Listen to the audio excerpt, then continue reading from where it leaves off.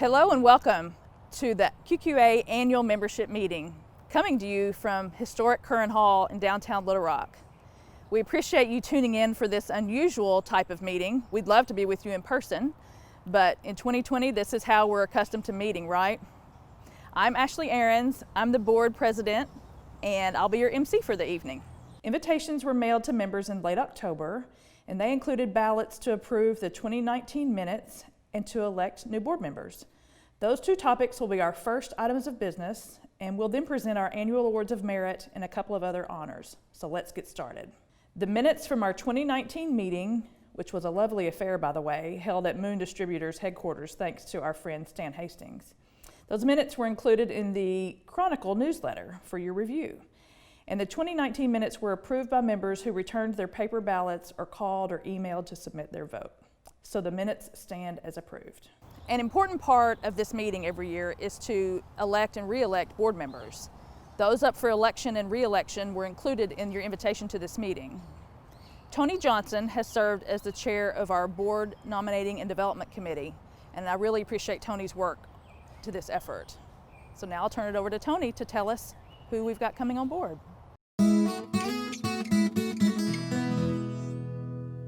Thank you, Ashley, and thank you to our nominating committee members who so generously gave their time in serving with me. They were Chuck Clyte, Molly McNulty, David Robinson, Ashley Ahrens, and our own wonderful Patricia Blick. I'd also like to thank all of you for turning in your ballots when asking by either emailing them in, with phone calls, or by sending them in the mail. I'm happy to announce that our own president, Ashley Ahrens, will be serving another 3-year term. And we have a fantastic selection of brand new board members: Ian Beard, Amber Crouch, Cecil Ennett, Angela Boyd Matthews, and Richard Steinkamp. Ian has been a resident of downtown Little Rock since moving to town in 2005. Residing first in the MacArthur Park area and since 2009 in the Dunbar Historic District. Ian is a founding partner of Stone's Throw Brewing and previously worked at the Old State House Museum. He currently serves on the boards of the Historic Arkansas Museum Foundation and Arkansas Brewers Guild, and has worked with QQA on a number of past events, including Festivus and the Spring Tour of Homes preview party. Amber Crouch joined Cruz & Associates, Inc. as the Regulatory Counsel and Senior Compliance Officer in May of 2016. Cruz is a full-service broker-dealer based in Little Rock and specializing in fixed income products. Prior to Cruz, Amber was an enforcement attorney for 5.5 years with the Arkansas Securities Department. She attended the University of Arkansas at Fayetteville, where she received a Bachelor of Arts in Psychology and obtained her law degree with honors from UALR William H. Bowen School of Law. Before law school, Amber worked for former U.S. Senator Blanche Lincoln for 5 years in both Washington, D.C. and Little Rock. She is a current member of the National Association of Bond Lawyers, the UALR William H. Bowen School of Law Alumni Board, and the Financial Industry Regulatory Authority, Fixed Income Committee. Amber and her husband, Courtney, live in Hillcrest. Courtney is a past president of Preserve Arkansas. Cecil and his wife, Denise, were the driving force behind the National Register listing of the Kleinschmidt House in the Petaway neighborhood and its restoration, which won an award of merit from the QQA in 2016. And will be featured in the 2021 QQA Spring Tour. He is active in the Petaway Neighborhood Association and sits on the board of the Downtown Little Rock Community Development Corporation. Cecil has earned degrees from Southeast Oklahoma University and the University of Oklahoma. Cecil is an Air Force veteran and possesses professional experience with other governmental organizations, including the Department of Veterans Affairs, where he currently works as a claims examiner, legal administrative specialist. Angela Boyd Matthews is a resident of the Central High Neighborhood Historic District with her husband Bobby and their schnauzer Lucy. Angela is actively involved in the Central High Neighborhood Association. She is a real estate attorney and investor with a passion for preserving the details and craftsmanship of Little Rock's historic architecture. She and her husband, along with Angela's mother Lynn, use their resources to restore vacant, blighted, historic properties with affordable housing for their neighbors. In her free time, Angela enjoys hiking, camping, and kayaking. Richard's relatives first lived in the QQA Mansion District in the mid-1880s. In 1922, his grandparents built their family home, which stands at 22nd and State Streets. So Richard's personal commitment to the QQA and its preservation activities is grounded in the history of its neighborhoods. After graduating with an economics degree from the Wharton School, Richard worked for an investment banking firm in New York and Philadelphia. After receiving a law degree, he practiced in Washington, D.C. with the U.S. Securities and Exchange Commission and the Department of Justice, before returning home to practice with the Rose Law Firm. When President Clinton was elected, they returned to Washington, where Richard was an appointee in several cabinet departments, ending as a Deputy Assistant Secretary of Commerce. In 2015, Richard and Lenora retired from D.C. real estate and moved home again to the Mansion area. They restored and currently live in the historic 1938 Mayor Cottage. Welcome, new board members. We're really excited to begin working with you. And back to you, Ashley. Thank you, Tony. We have one board member whose term is ending in December, and that is Tony Johnson. Tony has served many terms on the QQA board, and she's never failed to volunteer to help with the spring tour of homes and has served twice as our education chair. And as indicated previously, she chaired our board nominating committee this year, a very important job. Tony has frequently presented preservation conversations lectures about historic tax credits, and we'll continue to ask her to provide those programs in the future, I'm sure. In 2016, when the tour of homes was in the Hillcrest Historic District, Tony got the local school children involved by organizing a program to have them research the history of either their home or another in the area.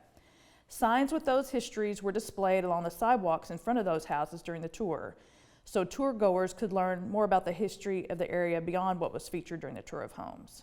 It was a wonderful way to introduce history and historic preservation to the children and to sidewalk walkers who weren't taking the tour. For annual events like our candlelight tour and gala dinner and the holiday event we used to host called Festivus, Tony has been a reliable team member and a hard worker, lending her design skills and elbow grease to make all of those fantastic events. During Tony's board tenure, she has spearheaded the Preserve Hillcrest initiative, which the QQA certainly endorses. So for all of that and more, sincere thanks to you, Tony, for your dedicated board service. You will be missed.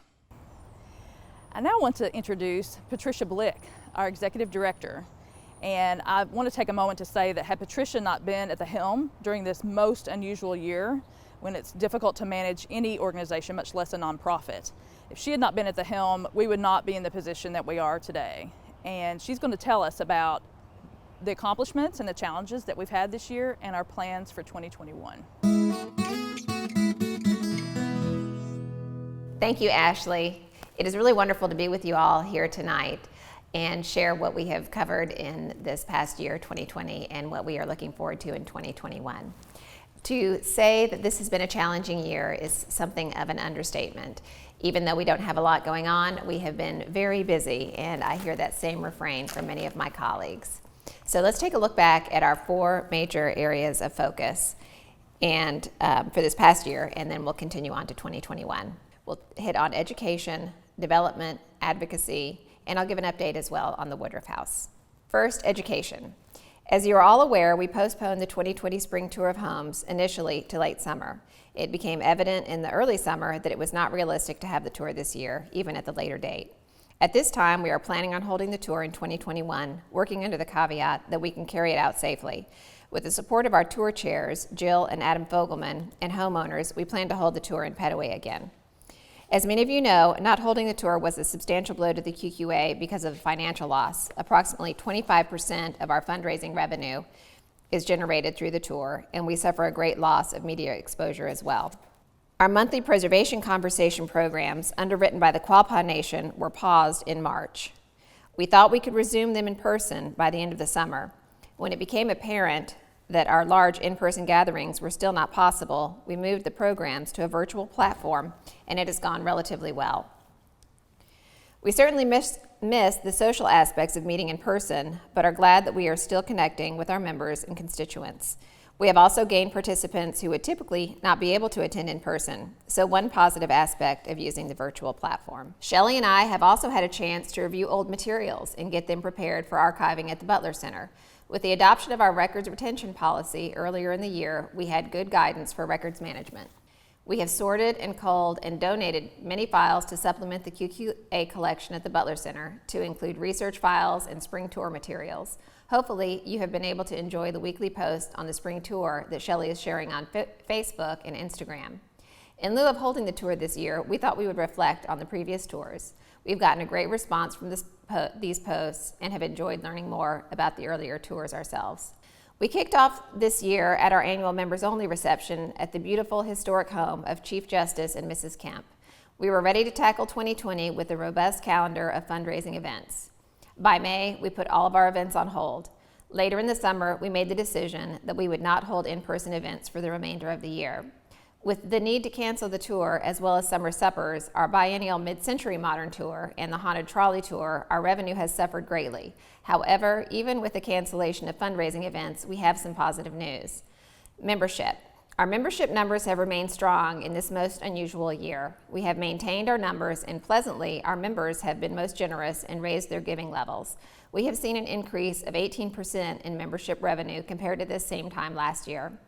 We have received some substantial memorial gifts and unrestricted donations, and we have also been able to take advantage of grants to support our operations, which heretofore were not accessible. Our unrestricted contributions are up sevenfold from last year at this time. We were required to close Curran Hall, the Little Rock Visitor Information Center, in mid-March and have not been authorized to reopen.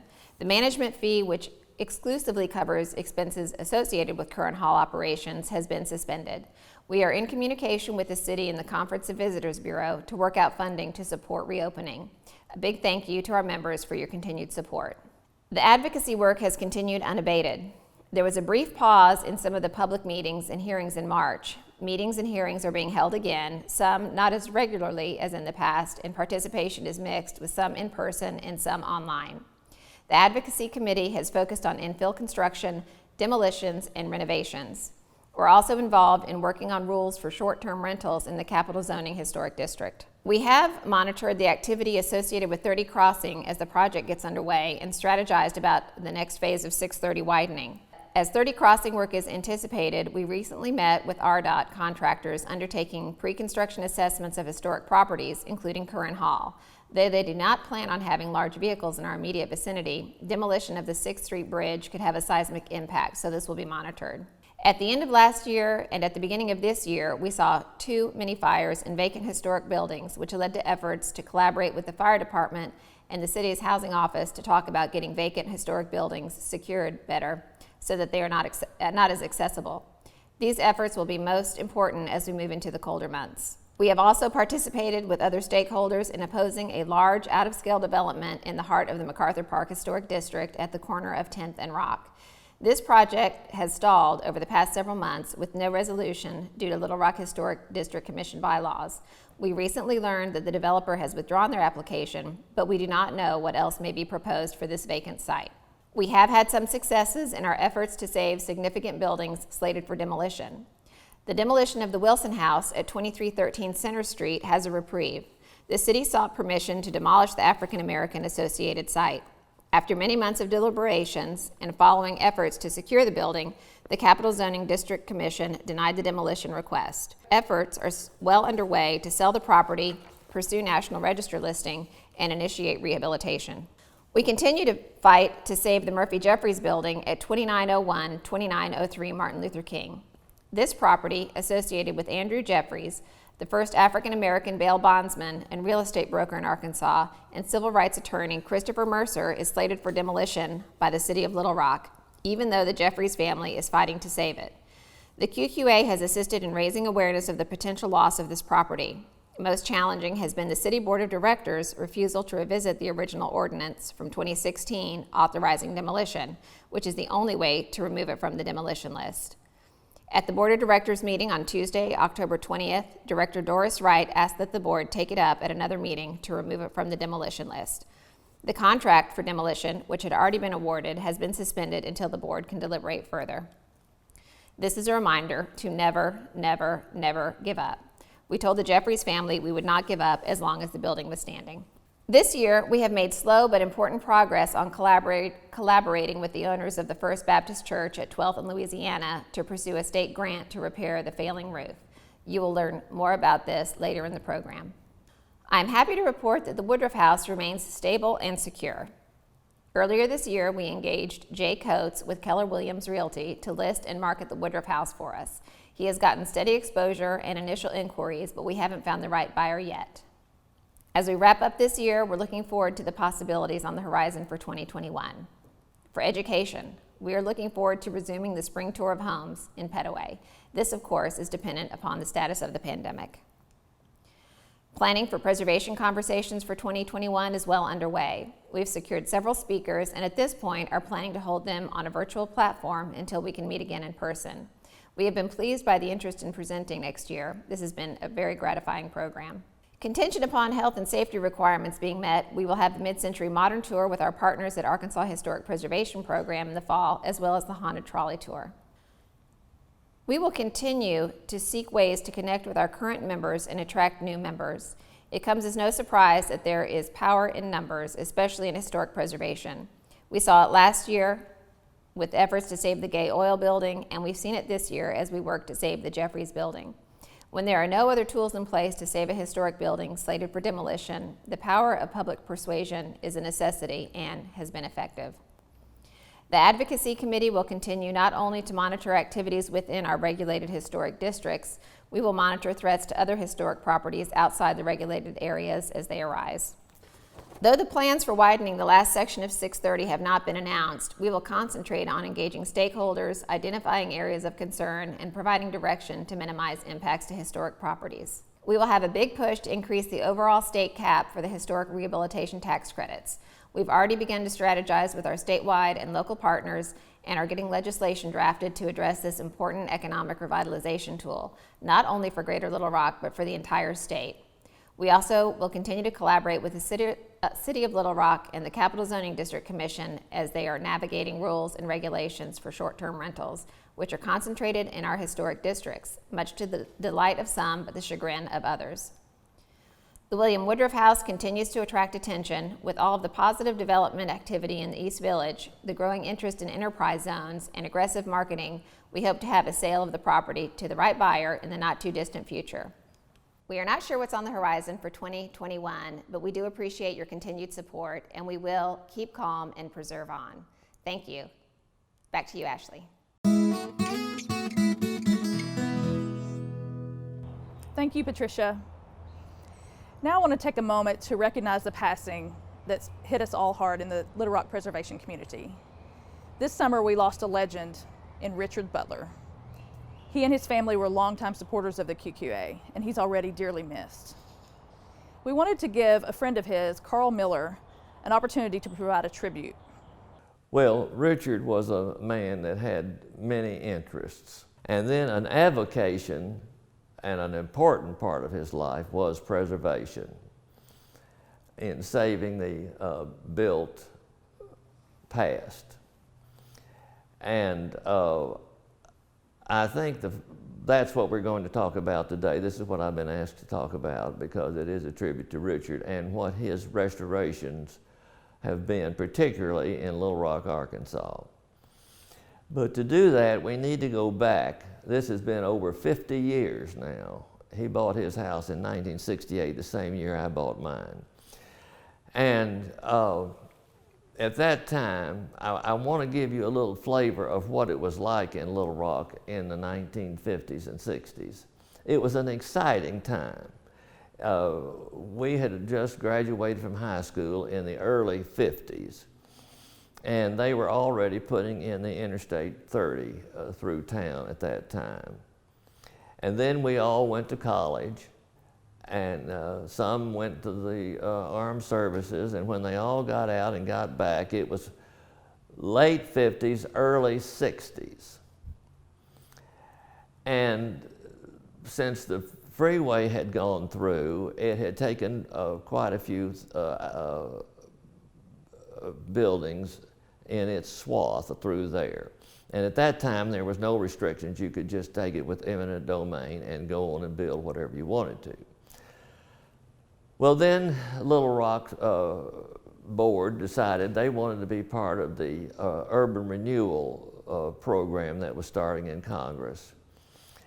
And they decided, and they were one of the first cities to, not the first, but one of the first to accept that program. The only three structures that really anybody have thought about of value in the city of Little Rock was the U.S. Arsenal building, MacArthur Park, where General MacArthur was born, the Territorial Restoration, now the Historic Arkansas Museum, and the old State House. But those were the only really places that anybody really recognized. And so one thing urban renewal did, it began our idea of preservation of the built environment and rehabilitation of structures that were no longer useful as a single residence, but repurposed them. And so Richard came back to Little Rock in that atmosphere. He had been to college and obtained his attorney's degree and went to work with his father in his firm. Well, Mr. Ed Cromwell was a leading architect here in Little Rock, and of course everybody was so excited about the fact that urban renewal was going to take down a lot of properties. And they were going to rebuild a lot of properties. In other words, the realtors were happy, the architects were happy, everybody was really happy at the time. And it was exciting. And Mr. Cromwell said, you know, I think there's money there from this urban renewal to rehab some of these houses in the area over by MacArthur Park. So he bought several houses between 9th Street and 11th Street and Commerce and Cumberland, and he began to rehab them. And one of those houses he rehabbed was called the Furling House, and Richard Butler decided that's where he wanted to live when he came back to Little Rock. He didn't want to live at home out in West Little Rock. He wanted to come back downtown and live there. He decided, and this has been the trademark of preservation all along. You know, when these houses were, when they were new and used in the 19th and early 20th century, there weren't restaurants to go to eat, and there were not clubs and things as much. So you entertained in your homes, and that's what everybody liked to do downtown, is entertain in their homes after they were restoring or while they were restoring. People helped each other. It was really a wonderful time. Richard was an amazing person in the preservation field. And I'm glad we're honoring him right now because it's been overdue. It really has been. Given Richard Butler's clear dedication to the QQA and to the preservation of historic properties around Arkansas, the QQA board unanimously approved renaming our annual Awards of Merit the Richard Butler Awards of Merit beginning this year. We felt it was very appropriate that his name and legacy be reflected in the name and on the award certificates from now on. And with that, let's get to our awards. As a group, the awards we offer are called the Greater Little Rock Preservation Awards. They are made up of awards of merit and also some special recognition awards. So let's get started. Each year, a committee of QQA members who are not board members convene to select a list of award nominees that the board approves. I'd like to thank this year's committee, which was led by Patricia Blick. Those committee members were Whitney Patterson, Lindsay Borner, Sabrina Bowman, Calvin Biggers, and LaTanya Austin.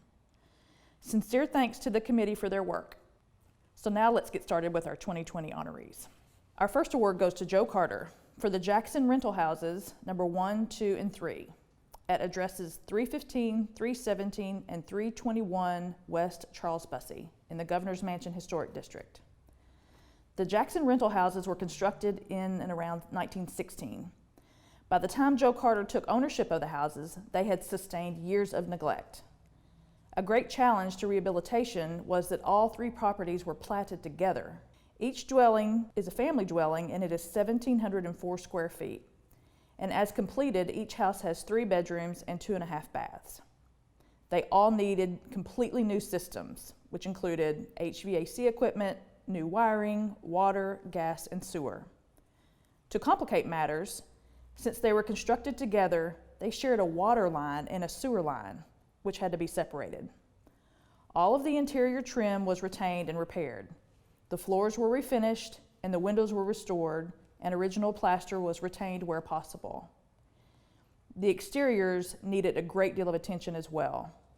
Each house got a new roof, slip covers were removed, and the original siding and shingles were restored. Soffits needed repair and reconstruction. By the end, each residence was fully rehabilitated and was awarded state and federal historic rehabilitation tax credits. They were replatted and are independent from one another after more than 100 years. The QQA is pleased to present this Richard C. Butler Award of Merit to Joe Carter for the rehabilitation of the Jackson rental houses number 1, 2, and 3. Our next award goes to Jay and Kimberly Calhoun for the Robinson Beal House, which is at 1417 Kavanaugh in the Hillcrest Historic District. Built in circa 1914, the Robinson Beal House is an excellent example of the craftsman style, according to the site survey documentation, and it possesses a marvelous use of textures on the roof, stone on chimney, and porch. The single-family house had been converted into 4 apartments, and the fate of the property was in question when it sustained a devastating fire in 2017. The QQA reached out to the then owner with great concern about the potential demolition of the property, which is far too often the occurrence in the Hillcrest Historic District. At one point, there was a contract on the property to make it into 8 apartments. This plan was not approved by the city. Luckily, Jay and Kimberly Calhoun were interested in the property. There was an exploration of returning it to multifamily use, but it became evident that the route would not be economically feasible. The conclusion was to return the Robinson Beal House to a single-family home. The fire was devastating to the property, so in addition to extensive structural repairs, all new systems were installed: electric, HVAC, water, sewer, and gas. The exterior also needed a great deal of attention, with the repairs to siding, installation of period-appropriate windows, and new roofing. The project qualified for state historic rehabilitation tax credits. Because the interior had lost a great deal of material integrity due to past modifications and the fire, the Calhouns were able to outfit the house to suit their style while still retaining the historic feel of the property. This is literally a phoenix project, as this house rose from the ashes. It's truly a remarkable rehabilitation. The QQA is pleased to present this Richard C. Butler Award of Merit to Kimberly and Jay Calhoun for the rehabilitation of the Robinson Beal House. Our next award is to Matt Foster for 2105 South Izzard Street in the Governor's Mansion Historic District expansion. Constructed in circa 1906, 2105 South Izzard Street had been vacant approximately 20 years by the time Matt Foster took ownership. The house had been gutted, abandoned, and was leaning about 3 inches out of plumb. Matt admits that he was going back to environmental court every 45 days, asking for additional time to see if the Governor's Mansion National Historic District expansion was going to get approved. The ability to qualify for the state historic rehabilitation tax credits was necessary to make the project economically feasible. When the expansion was approved, he got to work, and the project was awarded those state historic rehabilitation tax credits. In order to straighten up the house, he had to ratchet it back into place. And the house had last been a triplex, but soon to be restored back to single family. Luckily, much of the interior trim and doors were left on site, but Matt had to rebuild the stairwell, he installed new floors, and restored the historic windows. Like similar houses, the house needed all new systems: HVAC, water, sewer, gas, and electric. Also, the original lath and plaster had been previously removed when the house was gutted, so all new drywall was installed. The exterior sustained damage from neglect, but the original siding and decorative shingles were restored. And the front porch was repaired and a new roof installed. The long vacant property has now been returned to service as a beautiful single-family home. Therefore, the QQA is pleased to present this Richard C. Butler Award of Merit to Matt Foster for the rehabilitation of 2105 South Izzard. Next up is an award for Morgan and Kyle Leyenberger for the F.A. Garrett House at 1400 South Schiller in the Central High School Neighborhood Historic District. The Garrett House was completed and occupied by 1910 and has a storied past.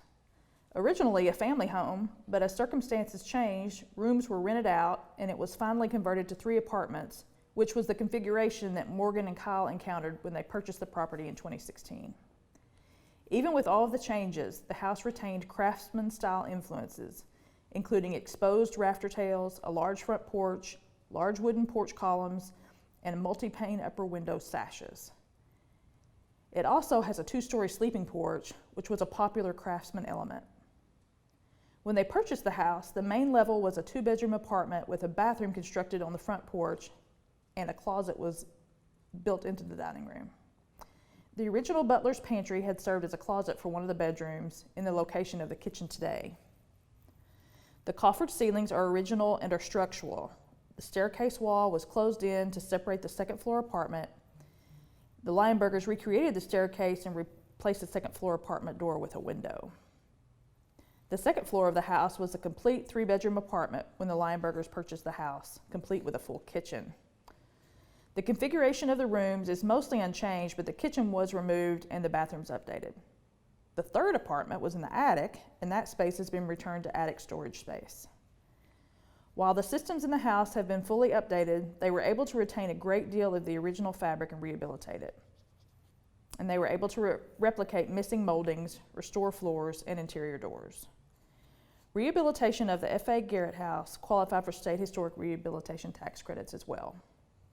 Therefore, the QQA is pleased to present the Richard C. Butler Award of Merit to Morgan and Kyle Leyenberger for the rehabilitation of the F.A. Garrett House. Next is an award to Angela and Bobby Matthews and Lynn Boyd for the J.W. Tucker House at 1414 South Summit in the Central High School Neighborhood Historic District. This house was constructed in circa 1935, and the J.W. Tucker House was in sad state when neighbors Angela, Bobby, and Lynn were exploring the possibility of rehabilitating the derelict property. Possessing several craftsman influences such as stone porch columns, deep eaves with brackets, multi-paned windows, and a comfortable porch, they were determined to bring the property back.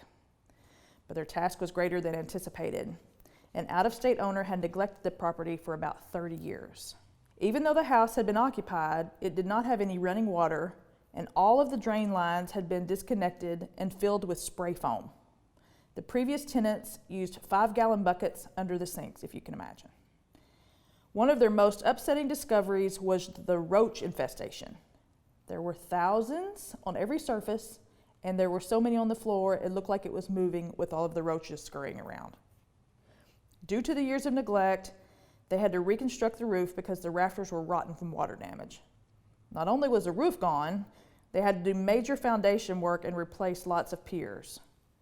The floors were unlevel due to the missing piers, and the floors had to be jacked up to even them out. Amazingly, the original casement windows were in place, and they uncovered other original windows when they removed the sheetrock in the original sunroom, living room, and bathroom. The house had all new systems installed and now serves as an apartment and a short-term rental. The project was awarded state historic rehabilitation tax credits. So the QQA is pleased to present this Richard C. Butler Award of Merit to Angela and Bobby Matthews and Lynn Boyd for the rehabilitation of the J.W. Tucker House. Our next award goes to the Polk Stanley Wilcox Architects Group for Winchester Auto Store Building at 801 South Spring Street. The Winchester Auto Store Building, constructed in 1947 by Dennis E. and Maud M. Winchester, is, according to the National Register nomination, an Art Moderne style commercial structure. It is in the heart of the commercial core of downtown Little Rock at the corner of 8th and Spring Streets. Characteristics of the Art Moderne style include low, long lines, a flat roof, a rounded corner entry, metal framed casement windows, and a curved flanking entry windows of glass blocks. The interior space is composed of large open areas with exposed concrete columns. It was constructed of brick, cut stone, precast concrete, steel reinforced poured concrete, hollow clay tiles, and steel trusses. According to Polk Stanley Wilcox Architects principal Wesley Walls in an Arkansas Democrat Gazette interview, our new location just south of the financial quarter brings us full circle back to downtown. Though vacant for many years, the building stayed in the Winchester family until 2016. When Polk Stanley Wilcox Architects acquired the property, it had changed little since originally constructed. Though most of the architectural fabric was intact, rehabilitation was extensive. The project was awarded state and federal historic rehabilitation tax credits. The following work was done on the exterior. They restored the rounded corner entry and installed new signage in keeping with the Art Moderne character and inspired by the original signage. Storefront windows were restored and the historic steel frame windows were repaired and reglazed. The original garage door was restored. And the original elements of the garage were retained and the original retail space converted to open work area. Offices and meeting rooms were added to a mezzanine. All of the building systems were upgraded. The original 1947 electrical work was still in place and there was no HVAC. A raised floor system now conceals HVAC, electrical, and data access to workstations. A staircase was added to access the mezzanine, and the original signage was retained throughout the space. The QQA is pleased to present this Richard C. Butler Award of Merit to Polk Stanley Wilcox Architects for the rehabilitation of the Winchester Auto Store building. Our next award goes to Quapaw Quarter, and it's the Peg Smith Award for Outstanding Volunteer Efforts for the QQA. The QQA Advocacy Committee has been working for a time on connecting with the owners of the First Baptist Church at the corner of 12th and Louisiana downtown. Of most concern was the roof at the northwest cross gable. Our persistence paid off. After many months, a meeting was arranged to share concerns. The owners were having a hard time getting contractors to give them an estimate on the repairs. QQA board member and architect Ngozi Brown anticipated the problem was access to the roof since the building is so tall and the deteriorated area so difficult to access. She had the idea to reach out to Quapaw, knowing he had done some assessments of other precarious roofs. And he agreed to assist, showed up on site with his drone and set to work. Quapaw undertook an initial survey of the structure, made a second site visit, and produced a report that gives the owners a starting place for getting estimates from roofers working in conjunction with the general contractor.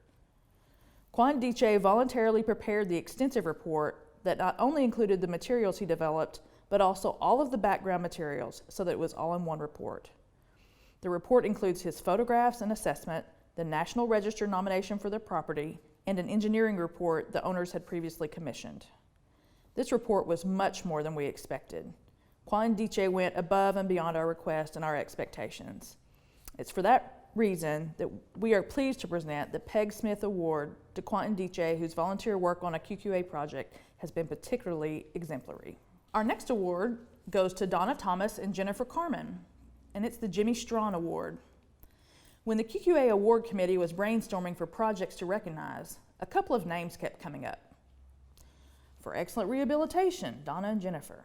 For good infill, Donna. For projects throughout many historic neighborhoods, Jennifer and Donna. And for taking on condemned properties and projects others wouldn't, Donna and Jennifer. Names kept coming up.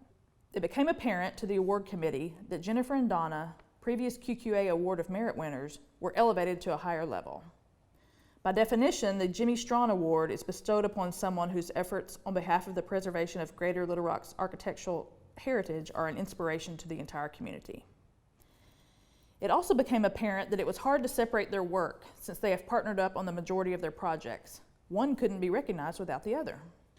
Collaborating at the Albert Pike Hotel between 2004 and 2009 for repairs and stenciling, they began whole house rehabilitation in 2009, and they haven't slowed down a bit since. In some respects, they are responsible for saving a huge chunk of the Central High School Neighborhood Historic District and helping maintain that very important National Register status which can be rescinded if too many significant buildings are lost. Together, they have worked on 9 houses on Summit Street. And I'll run through the addresses. 2110 South Summit, 2315 South Summit, 2301, 2318, 2308, 2312, 1423 South Summit, 1401, and 1509 South Summit. So 9 houses on Summit Street. Also in the immediate vicinity, they have worked on 1920 West 23rd Street, which is Donna's residence, a compatible infill house on a vacant lot in that historic neighborhood. And also 1916 West 23rd Street. And 2214 South Battery Street, Jennifer's house. In Hillcrest, they've worked on 400 Brown Street, the Airplane Bungalow, 520 North Cedar. Houses in MacArthur Park Historic District include 523 East 6th Street, the Mills Davis House, 908 Scott Street, the Pfeiffer House, and 1402 North Commerce. It had sustained a fire but was rehabilitated. It should be noted that Jennifer Carmen launched the Facebook page Stop the Demolitions Little Rock in 2013. Unfortunately, we haven't yet stopped the demolitions, but this does help to bring awareness to the fact that there are so many unprotected historic resources that are vulnerable to demolition, even if they're in good condition. What is evident in numerous articles chronicling the pair's efforts over this past decade is the understanding that the work they do isn't just saving a house, but it is saving a block, a neighborhood, and a city. The sense of improving the community is further reflected in Donna's efforts as she supports and encourages others to rehabilitate vulnerable properties throughout the neighborhood. There is not a sense of competition since there are plenty of good houses to go around. To quote Jennifer, preservation isn't about improving a building, it's about improving lives and nurturing communities. I don't think we could have said it better ourselves. For all this work, the QQA is pleased to present the Jimmy Strawn Award to Donna Thomas and Jennifer Carmen because of their efforts on behalf of the preservation of Greater Little Rock's architectural heritage, and they are an inspiration to the entire community. It's my pleasure to honor Chuck Clyett with the Tom Wilkes Award for Outstanding Board Service, and here's why. Chuck Clyett joined the QQA board in 2013 and remains on the board in the midst of a term that will end in 2022. He has served as board president-elect, president, and secretary. And it was during Chuck's tenure as president that the QQA board made the enormous decision to commit to the investment at the Woodruff House. Last year, in addition to serving as the board secretary, he led the committee to revise the QQA bylaws and served as chair of the board nominating committee. Throughout Chuck's years of service to the QQA, he has provided pragmatic, thoughtful insight and steady leadership. This was particularly true in the fall of 2016, when QQA Executive Director Rhea Roberts accepted a job out of state. Chuck was board president-elect at the time. The executive director's departure coincided with the midterm resignation of the board president too. This necessitated Chuck assuming the board president role early, as well as serving as the stand-in executive director to maintain operations, plus organizing a search committee to hire a new executive director. He led the search committee's successful selection of Patricia Blick as the new executive director who came to the role in January of 2017. Chuck managed all those QQA duties on top of a demanding law career while holding positions on other nonprofit boards, as well as managing a very full personal calendar. For many years, Chuck and his husband Jay Barth have been QQA members and valuable supporters of our annual spring tour of homes. Chuck and Jay have served as house captains and in other roles. But in 2017, while Chuck was board president, he also served as the chair of that year's spring tour. To me, that further and clearly illustrated his outstanding commitment to the organization, as it was above and beyond the call of duty. The sobering and trying times we found ourselves in this year have impressed upon me the importance of acting now. So rather than waiting until the end of his board term for this recognition, we wanted to honor Chuck this year. Selfishly, I also wanted to be the one to give Chuck this award since he was my predecessor as board president. A tough act to follow, let me tell you. It's for all these reasons and many more that I and the board are very pleased to present Chuck Clyett the Tom Wilkes Award for Outstanding Service to the QQA Board. Thank you so much, Chuck, and congratulations. And that's it. Those are our awards, and it brings us to the end of our event. I want to thank Patricia and Tony and Carl for being part of our program tonight. I want to congratulate all those award winners, and I want to thank you, our membership, for being with us tonight and for your continued support. We've needed it this year and we'll continue to need it into the future. So stick with us and help us preserve on.